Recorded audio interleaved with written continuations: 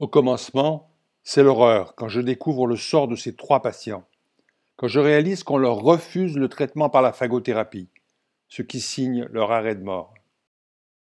Ensuite, c'est l'indignation quand je découvre que chaque année, 12 000 patients décèdent par défaut d'utilisation des thérapies disponibles.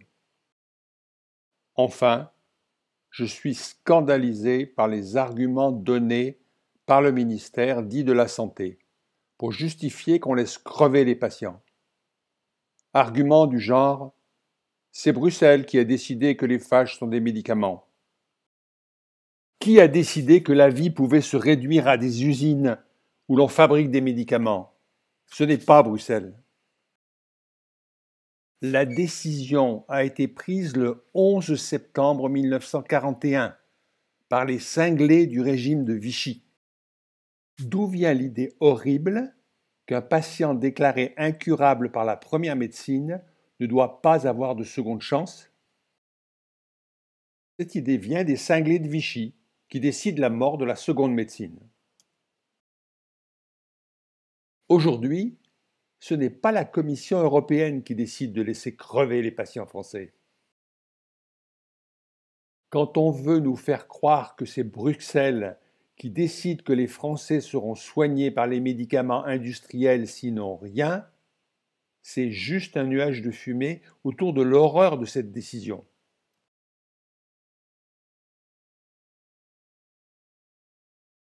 En 2021, un interne de médecine se suicide tous les 18 jours. Plus les maladies nosocomiales font des dégâts multiples, plus le nombre de suicides d'internes augmente. Aussi incroyable que cela puisse paraître, l'origine est là aussi le 11 septembre 1941. Ce jour-là, les cinglés du régime de Vichy mettent le médecin de la première médecine dans la posture du dieu sorcier tout-puissant. Exactement au même moment, Fleming et les autres découvreurs d'antibiotiques lancent l'alerte. Fleming dit que l'usage des antibiotiques doit être très prudent. Fleming dit que vont apparaître des bactéries résistantes, des variants. Fleming dit que les nouvelles générations de médecins seront impuissantes si leurs devanciers font n'importe quoi. Cela fait 80 ans que l'on joue avec les antibiotiques et les nouveaux médecins impuissants se suicident. Horreur, indignation, mensonge, scandale. Quand je découvre tout cela, je suis en situation de devoir d'assistance à personne en danger. Alors je deviens lanceur d'alerte. Et ce n'est pas une décision, c'est un impératif.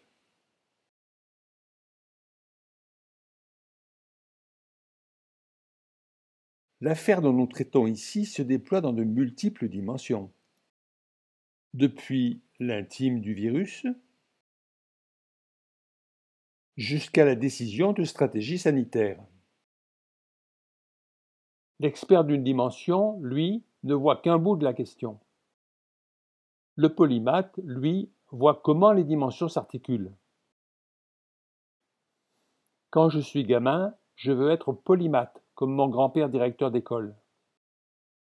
Mais en France, il n'y a pas d'école pour polymathe.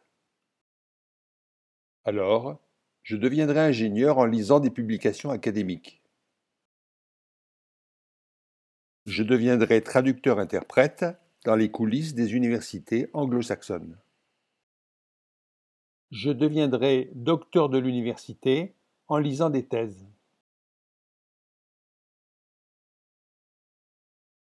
Quand je suis ingénieur, ce sont les acteurs de l'hôpital qui font appel à mes compétences. Pendant 16 années, j'assure des missions dans l'hôpital ou pour l'hôpital. Mission en tant qu'ingénieur pour l'imagerie, mission pour la biologie, première esquisse des outils dits avec intelligence artificielle. J'étudie la possibilité de réaliser des systèmes experts. Les hospices civils de Lyon sont intéressés. Mes centres d'intérêt glissent depuis l'informatique vers les sciences de la pensée humaine. J'anime Par exemple, des sessions sur la relation praticien-patient, sur le burn-out à l'hôpital, sur le harcèlement à l'hôpital, etc. Lorsque surgit la terrible affaire du sang contaminé, j'accompagne les équipes traumatisées.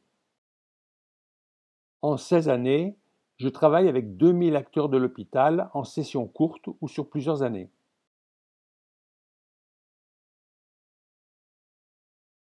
À partir de 1998, je laisse l'hôpital en toile de fond. Mon travail consiste à développer une méthode de recherche sur les systèmes complexes. À la conquête de la thèse, j'écris 1 millier de pages. Pour préparer la force de mon oral de soutenance, je fais 1000 km à pied.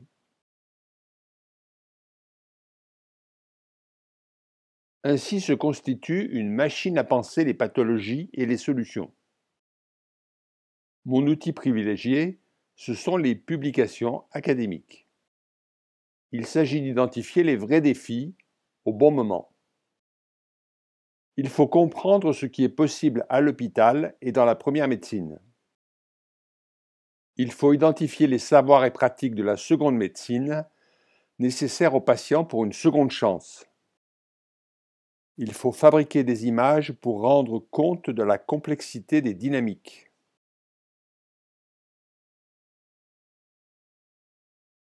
Tout se passe comme si je faisais l'instruction suite au refus de soigner Diana, Irène, Younes et des milliers d'autres patients. Tous les documents de ce dossier sont en ligne, en libre accès.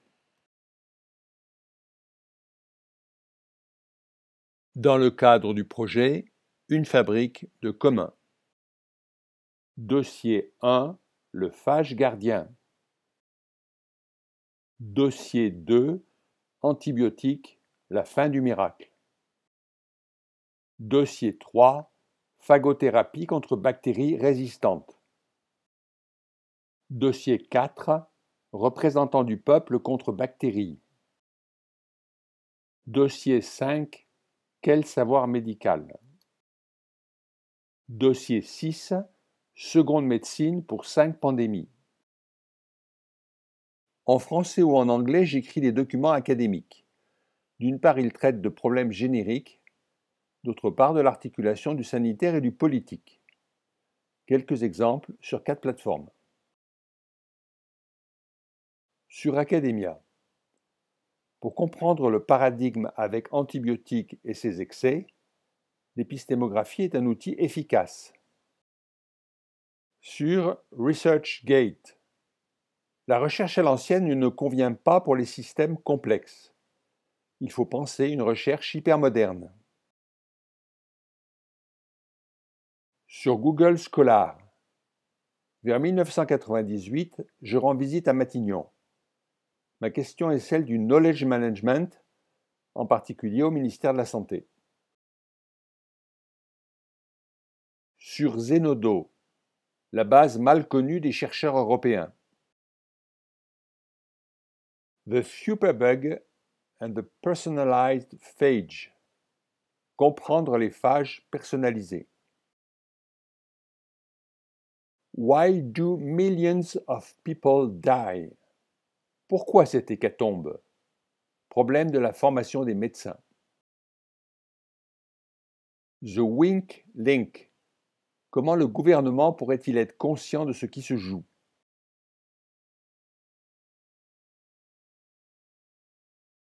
Le présent document, numéro 200, décrit l'effet observé, les discours des acteurs et tente de comprendre les dynamiques sous-jacentes.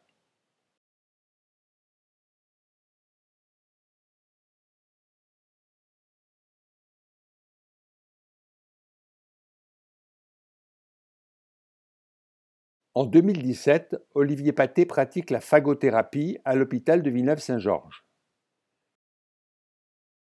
Il s'interroge. Ce dont nous allons parler ici est-il le scandale sanitaire du siècle?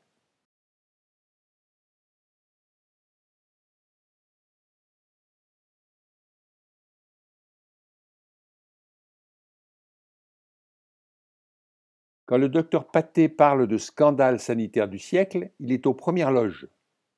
En effet, il a été audité comme expert pour le rapport disparu de 2016. En 2016, l'ANSM réunit un comité scientifique spécialisé temporaire, CSST. En 2016, l'ANSM met en ligne le rapport des travaux et des décisions du comité. Le 1er octobre 2021, le rapport a disparu du site de l'ANSM. Sous quel ministre le rapport a-t-il disparu? Est-ce Agnès Buzyn qui réalise l'horreur de ce rapport? Est-ce Olivier Véran qui réagit à nos alertes? Une copie du rapport est dans notre cloud. Il rend compte de la réunion finale où le sort des 3 patients a été décidé. Il reprend les auditions des experts qui ont été faites en amont. Le comité est nommé scientifique spécialisé alors que plus de la moitié de ses membres permanents n'a aucune compétence en ce qui concerne les phages et leur interaction avec les bactéries. Les experts qui sont seulement audités ne participent pas aux délibérations, donc à la décision. Le transfert de savoir vers les non-compétents se fait en particulier à travers une publication de Dufour et collègues. Publication qui est formelle. La bactérie Escherichia est tuée par les phages correspondants. On voit ici une photo des phages au microscope électronique. Dans les hôpitaux militaires français et belges, on soigne des patients par phagothérapie. Publication de Jo et collègues. Les phages tuent la bactérie Pseudomonas. Tous les experts en phagothérapie sont formels. Les phages sont efficaces et disponibles immédiatement puisqu'il suffit de les récolter. Ils sont sans effet secondaire. Le comité doit se prononcer sur l'autorisation de soigner 3 patients en grand danger. Ces patients anonymes, nous leur donnons un visage. Nous leur donnons un prénom, Diana, Irène et Younes. Ces patients ont des infections bactériennes. Ils sont vraiment en danger. Le comité est présidé par Caroline Semaille du pôle maladies infectieuses. Ces 3 patients seront-ils soignés par les phages? Diana n'a qu'un seul rein. Ce rein est attaqué par la bactérie Escherichia coli. Les antibiotiques sont inefficaces et source d'effets secondaires inquiétants. Diana est en danger de mort. La décision est évidente. Il faut récolter des phages, les cultiver et guérir Diana. Les phages vont tuer les bactéries. Diana sera sauvée. Décision du comité, on ne soigne pas Diana avec les phages. Irène a un seul poumon et une pathologie cardiaque. Son poumon est attaqué par une bactérie Escherichia de type 2 qui nécessite des phages de type 2. Alors que Diana a des bactéries de type 1 qui viennent d'un endroit différent. Là où il y a des bactéries de type 1, on trouve des phages de type 1. Les antibiotiques sont inefficaces contre les bactéries qui affectent Irène. La décision est évidente. Il faut récolter des phages, les cultiver et sauver Irène. Décision du comité, on ne soigne pas Irène avec les phages. Younes a un foie qui lui a été transplanté. Les antibiotiques sont inefficaces contre les bactéries qui attaquent son foie. Pour sauver Younes, il faut récolter des phages et les cultiver. Décision du comité, on ne soigne pas Younes avec les phages. Nous sommes 5 ans après ces 3 terribles décisions. Parmi les acteurs du comité, qui dort sous ses 2 oreilles? Qui est toujours hanté par ces 3 décisions? Qui a fait disparaître le rapport? Au Canada, le Premier ministre qualifie le ministère de la Santé de monstre. En France, qui aurait dû décider de sauver Diana Irène et Younes? L'ANSM? Une des nombreuses directions du ministère dit de la Santé? La Haute Autorité de Santé aurait-elle dû se saisir du problème? Une commission parlementaire aurait-elle dû dire « ça suffit cette horreur » ? Tous ces acteurs sont-ils d'accord pour laisser mourir Diana, Irène, Younes et des milliers d'autres? Ce système tentaculaire est censé aider les praticiens à guérir les patients. L'OMS alerte le système tentaculaire sur la nécessité d'enrichir les pratiques. L'OMS insiste sur les savoir-faire de la seconde médecine. Le système tentaculaire lutte contre ces savoir-faire. Pour toutes ces raisons, je nomme cette administration tentaculaire et mortifère Octopus.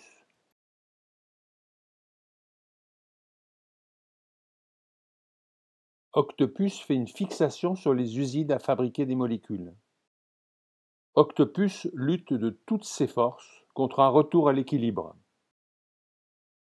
Lutte contre la phagothérapie tout en essayant de donner le change. Lutte contre l'aromathérapie antibactérienne tout en tolérant une ou deux expériences. Pas d'engagement sérieux pour les peptides antibactériens, ni pour les lysines antibactériennes. En 2012, Santé publique France publie l'étude Burden-BMR où l'on peut lire page 12 que les bactéries qui se moquent des antibiotiques, etc., tueront 12 000 patients français chaque année, un décès toutes les 43 minutes. Chaque année, 4 000 Diana restent sans soins par décision d'Octopus. Chaque année, 4 000 Irène restent sans soins par décision d'Octopus. Chaque année, 4 000 Younes restent sans soins par décision d'Octopus.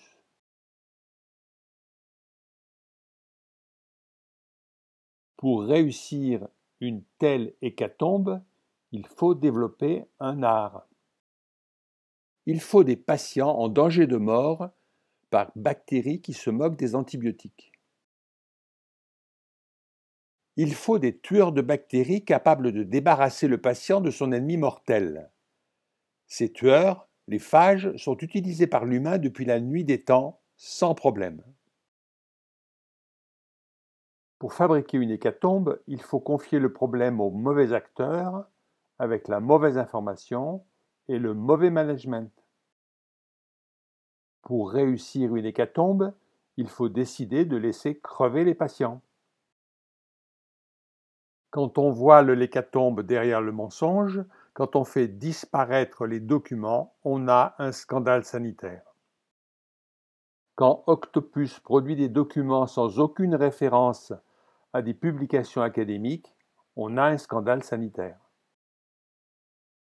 Quand Octopus raconte n'importe quoi sur les bactéries, sur les virus et sur le reste, on a un scandale sanitaire. Quand Octopus parle des solutions de Big Pharma alors que Big Pharma ne produit plus de nouveaux antibiotiques, on a un scandale sanitaire. Quand Octopus est le seul système national qui se moque des bonnes études de l'OMS, on a un scandale sanitaire.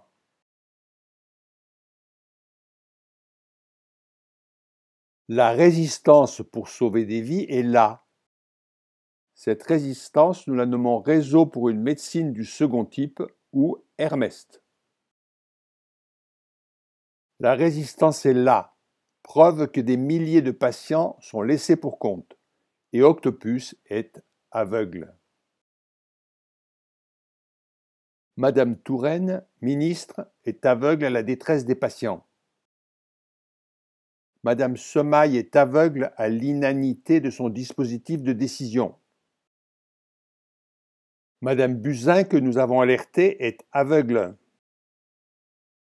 Monsieur Brun-Buisson, grand expert du ministère, est aveugle. Monsieur Quenel, boss scientifique de l'Agence nationale de santé publique, est aveugle. Que se passerait-il si tous ces acteurs qui font le cœur d'Octopus, si tous ces acteurs enlevaient leur bandeau? Il verrait que, pendant que Diana, Irène et Younes meurent en France, le réseau informel Hermest tente de sauver des patients. Il verrait les patients partir se faire soigner en Géorgie, en Russie ou en Pologne par la phagothérapie. Il verrait que les patients vont chercher à l'Institut Eliava ou ailleurs des phages qui sont en réalité au coin de leur rue. Il verrait des patients français partir au bout du monde pour être sauvés par la seconde médecine. Il verrait que cette seconde médecine du bout du monde est souvent la seconde médecine française qui s'est exilée. Il verrait que des médecins français s'exilent sur les 5 continents pour pouvoir exercer librement la seconde médecine. Il verrait que, sur le territoire français, il y a des pratiques clandestines pour sauver les patients. Il verrait des patients français commander aux Pays-Bas le cryptolepsis, plante tueuse de bactéries.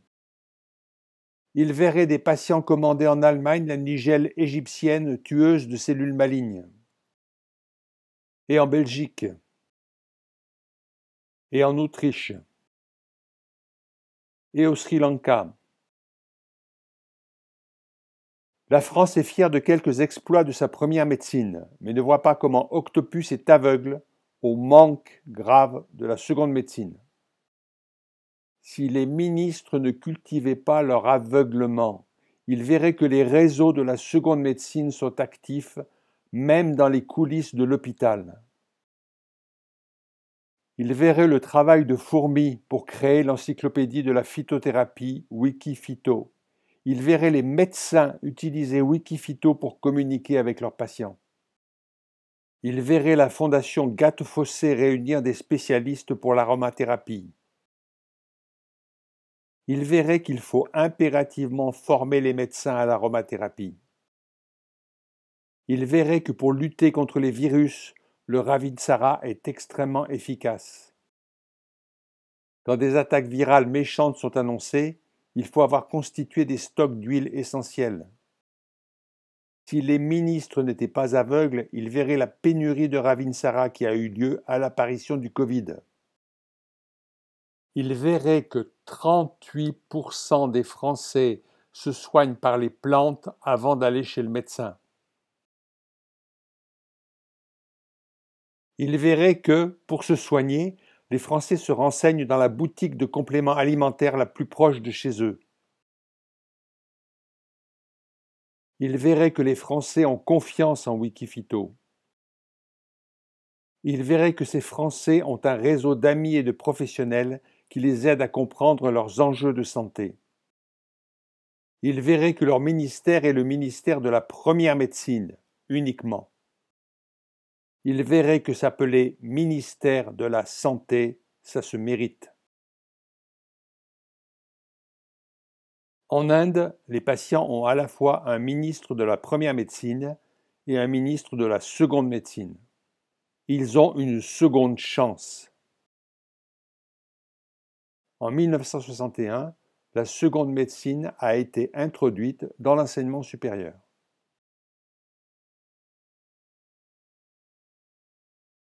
Le rapport de Lord O'Neill traite des bactéries qui se moquent des antibiotiques. Il décrit l'hécatombe au niveau mondial. Il élargit le tableau aux autres agents infectieux. Il est très largement étudié et cité, sauf en France. À partir des années 50, on a donné les pilules d'antibiotiques comme des bonbons. Alors, les bactéries ont développé des variants à l'infini. Il faudrait une infinité de sortes de petites pilules et c'est impossible. Le miracle est terminé. Contre les virus, la production d'antiviraux a été laborieuse. De nouveaux virus apparaissent et provoquent des pandémies. Pandémies qui ne cessent que lorsque tous les humains fragiles ont été décimés. Les fongiques pulmonaires mortels, on en parle le moins possible. Pourtant, ces micro-champignons qui se moquent des médicaments se développent. On ne parle pas trop des maladies parasitaires. Pourtant, le changement climatique et la dégradation de l'environnement leur font la vie belle. Pendant qu'Octopus est toujours sur son petit nuage, le monde entier sait que le rêve des anti-infectieux est devenu un cauchemar. En 2050, c'est-à-dire demain, il y aura chaque année dans le monde 10 millions de décès par infection qui se moquent des anti-infectieux, c'est-à-dire un décès toutes les 3 secondes. Ceci, bien sûr, si l'on ne change pas les pratiques. D'un côté, il y a des études sérieuses. Ces études disent « il y a le feu ». Ces études disent « si l'on agit de manière pertinente, on peut limiter sérieusement les dégâts ». En face, en France, la réponse est consternante. À la fois, le risque est sous-évalué et rien n'a été compris pour ce qui est des solutions. Pourquoi disent-ils « tout va bien » ? Parce qu'ils sont terrorisés par le changement de paradigme, par le changement des manières de penser la maladie, par le changement indispensable des pratiques de soins. Parce qu'ils ne veulent pas reconnaître que lors du choléra de 1884, ce n'est pas Pasteur qui a sauvé les Avignonnais. C'est un artisan qui a fabriqué, pendant les années précédentes, un stock d'élixirs de 60 plantes. Oui, ce sont les plantes qui ont protégé les Avignonnais, pas les usines à pilules. Et ça, c'est insupportable pour eux. Pour sauver les milliers de dianas que les bactéries mettent en danger, il faut une action didactique permanente. Alors, nous avons choisi une ambassadrice. Voici Gloria, l'ambassadrice des enfants à sauver. Gloria est fille et petite-fille de médecins et nous la chargeons de diffuser la bonne parole. Pour la mission didactique de Gloria, j'ai créé et fait imprimer un jeu de cartes. On y voit en bleu des globules tueurs de bactéries, en rouge un flacon d'aromathérapie, en vert un virus et en jaune-orange des phages. En coulisses, on a les phages lysogéniques, les bactéries pathogènes très stylisées, la phytothérapie qui tue le choléra et bien d'autres pathogènes. En quelques minutes, nous allons voir la formation de Gloria et ainsi mieux comprendre l'exception française qui consiste à refuser les soins aux patients. Nous allons tout d'abord préciser ce qu'est le choc des paradigmes. Notre thème central, ce sont les bactéries pathogènes qui se moquent des antibiotiques. Mais les virus, en général, s'invitent dans le débat de bien curieuses façons. Ceci est un phage, un gentil virus qui est uniquement tueur de méchantes bactéries. Aïe! Le méchant, on l'appelle un virus, et le salvateur, on l'appelle un virus. Et des professionnels de santé ont très peur du méchant virus.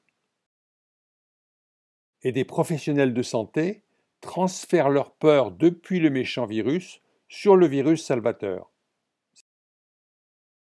En plus, il y a le phage lysogénique, qui est un bricoleur de gènes, encore un qui fait peur. Là encore, certains professionnels transfèrent leur peur vers le phage salvateur.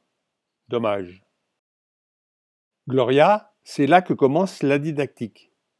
Expliquer et réexpliquer qu'un phage salvateur est un phage salvateur et que le patient a besoin du phage salvateur pour ne pas mourir. Ce que j'observe dans les textes des gens d'Octopus, c'est une sorte de terreur du vivant.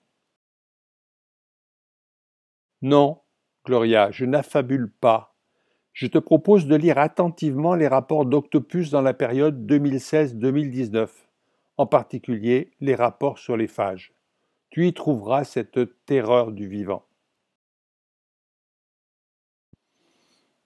Tu vois, si je cherche à expliquer cette terreur du vivant, j'ai tout de suite une piste. Ces médecins sont devenus médecins dans la première médecine où l'on distribue des antibiotiques comme des bonbons. Et l'antibiotique, ce n'est pas vivant, contrairement aux phages.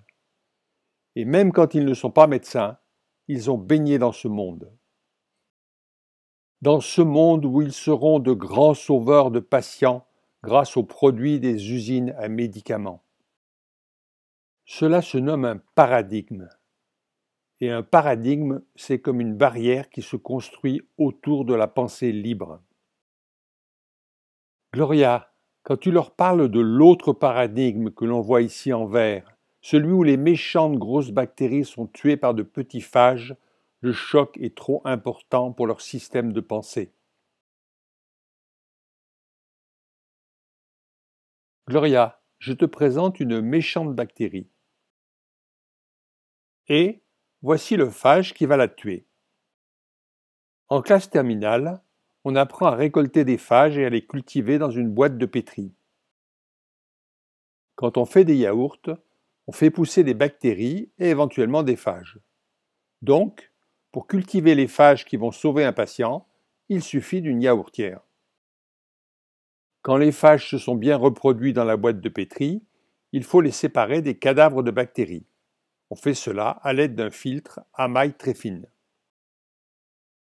Enfin, on met les phages dans des ampoules.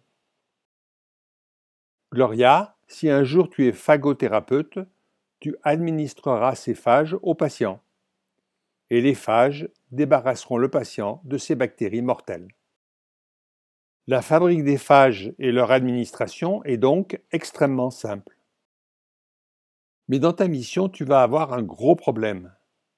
C'est que tes interlocuteurs ont horreur de la simplicité. C'est encore la même histoire de paradigme. Ils ont grandi dans la fascination de la chimie compliquée.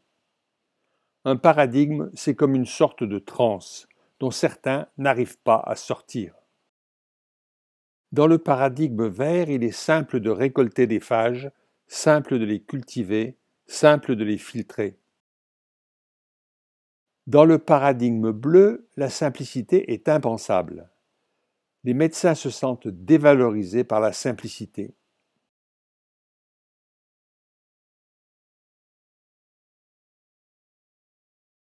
Gloria, là, il va falloir que tu t'accroches, parce que les 3 dernières histoires sont vraiment hardes. Cette fois-ci, notre bactérie pathogène rencontre un globule sanguin tueur d'envahisseurs. Ce globule bleu est l'acteur majeur du système immunitaire. C'est l'histoire de Médor et de son maître. Médor et son maître sont tous les deux affectés par la même bactérie qui se moque des antibiotiques. Ils ont tous les deux un système immunitaire un peu faible, un peu pâle. Le vétérinaire prescrit à Médor des champignons pour booster son système immunitaire. Médor est sauvé par les champignons boosters d'immunité. Le maître, lui, ne prend pas de champignons, ni rien d'autre pour booster son système immunitaire. L'histoire se finit mal pour le maître de Médor. Comme le soulignent Lord O'Neill et l'OMS, la santé ne peut être conservée que par l'addition de la première médecine et de la seconde médecine. Pour les humains, on a enlevé la seconde médecine. Mais on trouve des vétérinaires qui soignent le vivant par le vivant. Mais nous avons vu que pour les humains, quantité de médecins de la première médecine ont extrêmement peur du vivant.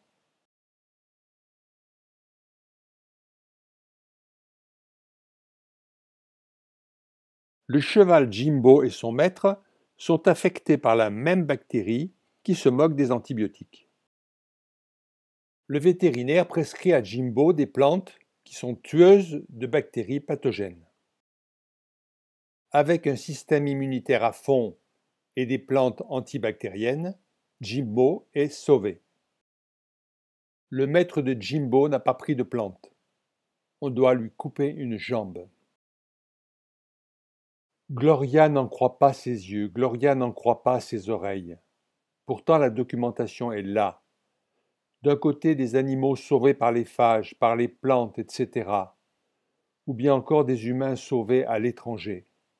Mais en France, le refus de soigner les patients par la seconde médecine. Le coq de Martin attrape un virus. Le vétérinaire prescrit des huiles essentielles. En seconde médecine, tuer un virus est le même combat que pour tuer une bactérie. À la fois, on booste le système immunitaire et l'on attaque le pathogène. Le coq de Martin est sauvé. Martin a le même virus que son coq. Martin ne prend pas d'aromathérapie. Martin perd un œil. Le jeu de cartes permet de voir les méchants pathogènes selon une perspective nouvelle. Une perspective où l'on ne se sent pas impuissant face à l'agresseur. Depuis la nuit des temps, la seconde médecine aide les humains à lutter contre les agents infectieux. La seconde médecine, c'est l'espoir retrouvé. Gloria, ça va être un sacré boulot pour faire passer le message.